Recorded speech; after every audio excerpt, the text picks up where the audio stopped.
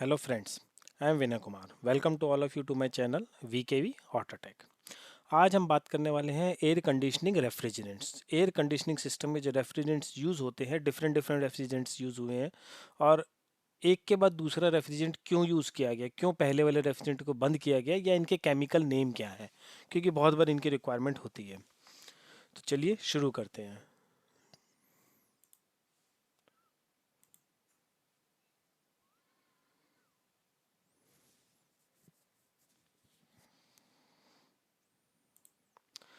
पहले हम बात करते हैं जो सबसे पहले रेफ्रिजरेंट आया था, उस रेफ्रिजरेंट का नाम था R12।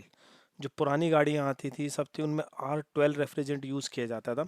रेफ्रिजरेंट बेसिकली होता क्या है? रेफ्रिजरेंट एक लिक्विड हम कह सकते हैं या एक सब्सटेंस है जो एक गैस की तरह है, जिसको हम एसी गैस भी कहते हैं, एयर कंडीशनिंग सिस्टम में भरा जाता है, जिसके थ्रू हमें कूलिंग मिलती है।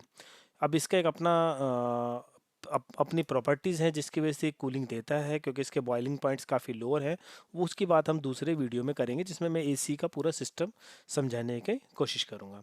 तो इसमें समझते हैं कि R12 बेसिकली क्या है। तो R12 का जो एक्चुअल नेम है, जो इसको कहा जाता है, दैट इज़ क्लोरोफ्लोरोकार्बन, या इसको CFC भी कहा जाता है। Chlorofluorocarbon CFC। ठीक है। ज़्यादातर लोग इसका ब्रांड नेम जो है फ्रियॉन के नाम से भी इसे जानते हैं। R12 जो गैस थी, जो रेफ्रिजरेंट है, वो नॉन फ्लेमेबल है एंड नॉन टॉक्सिक है। मतलब कि इसमें आग नहीं लगेगी और ये जहरीला नहीं है, नॉन टॉक्सिक है।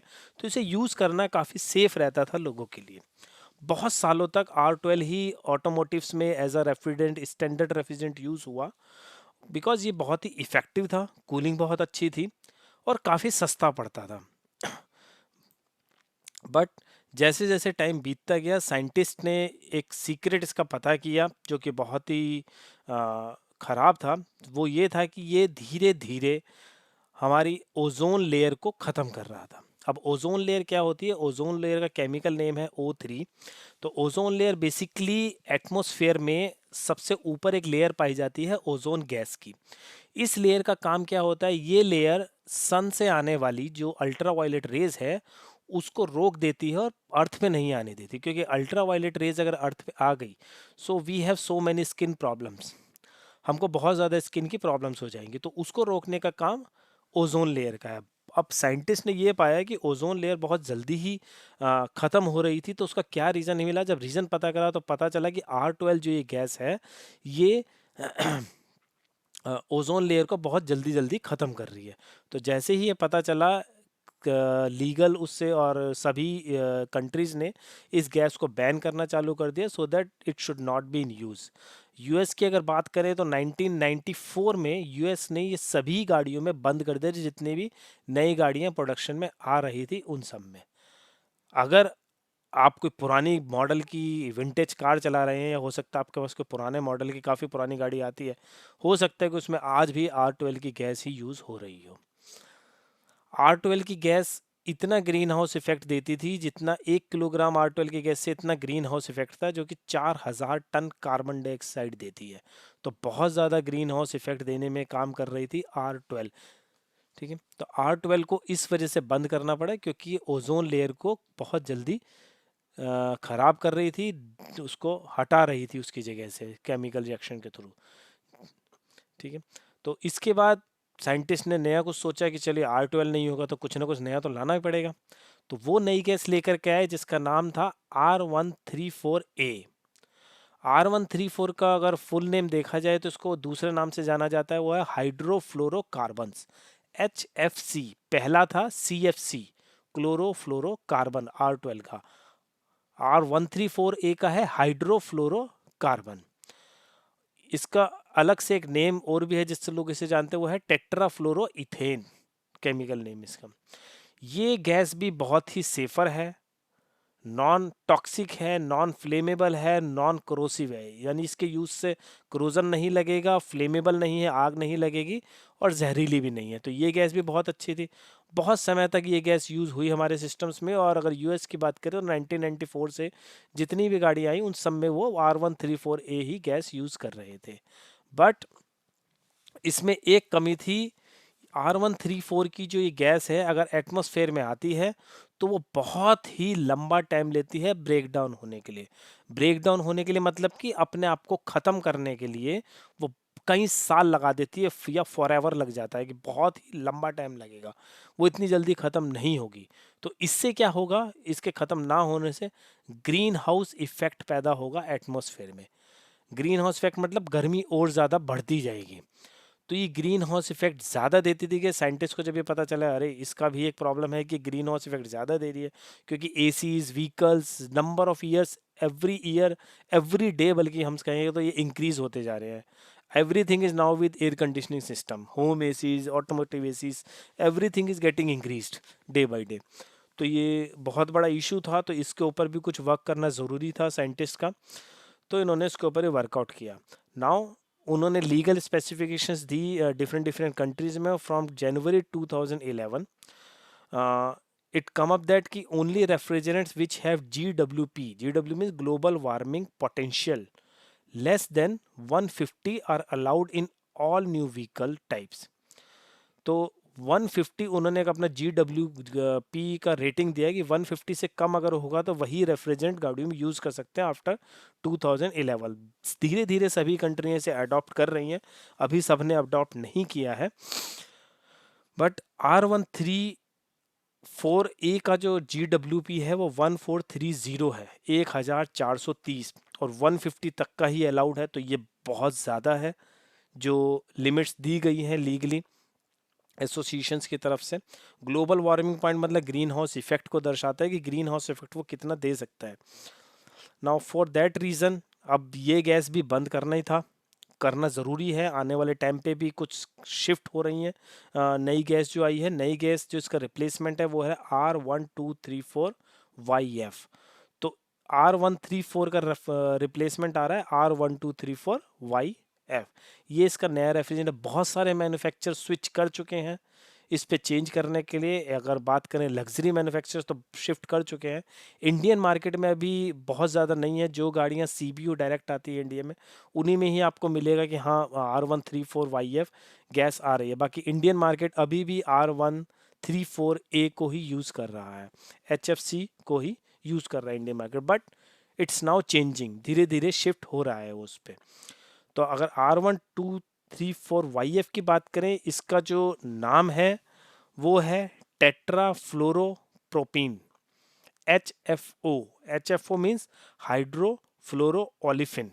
तो ये HFO है, वो HFC था पहले वाला, CFC फिर HFC, now it comes HFO, हाइड्रोफ्लोरोओलिफिन।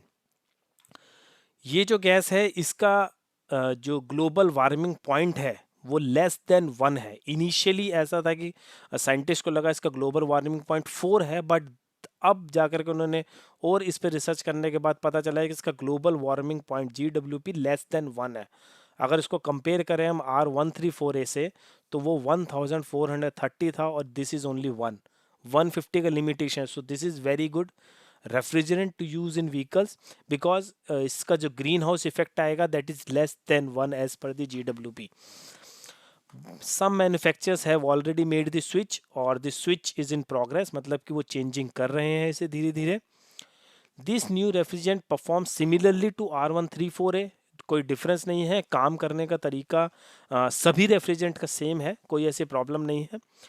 और it breaks down much faster in the upper atmosphere. तो ये एक क्यों है इसका 1 GWP, इसीलिए क्योंकि अपर जैसे ही एटमोसफियर में जाएगा ये ब्रेक डाउन हो जाता है, मतलब अपने जो केमिकल है उसको ये ब्रेक कर लेता है, एक उसी फॉर्म में नहीं रहता जो कि R134A अपना उसी फॉर्म में ही रहता था, इसलिए वो ग्रीन हाउस इफेक्ट देता था, ये ब्रेक हो जाता है।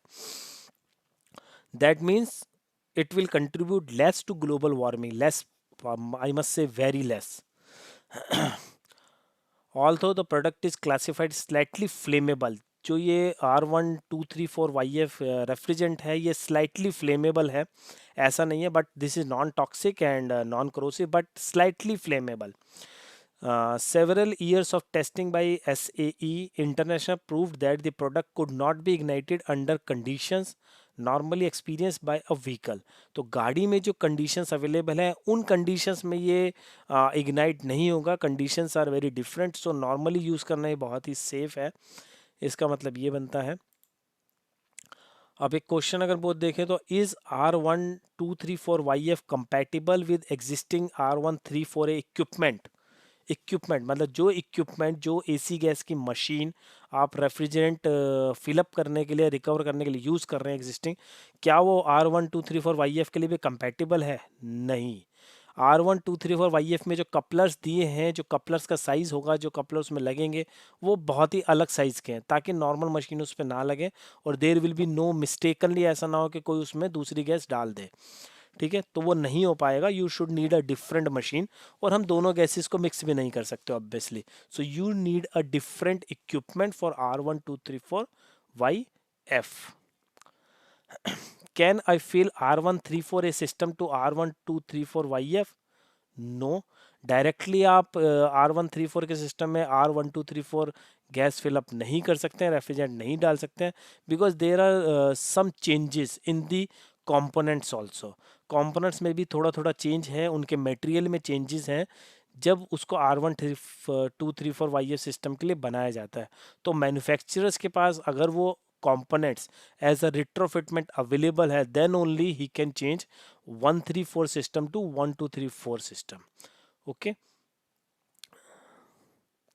अगर एग्जांपल की बात करें, R1234YF evaporator is significantly stronger than the R134A system, तो इसका एवोपरेटर भी काफ़ी स्ट्रॉन्ग है।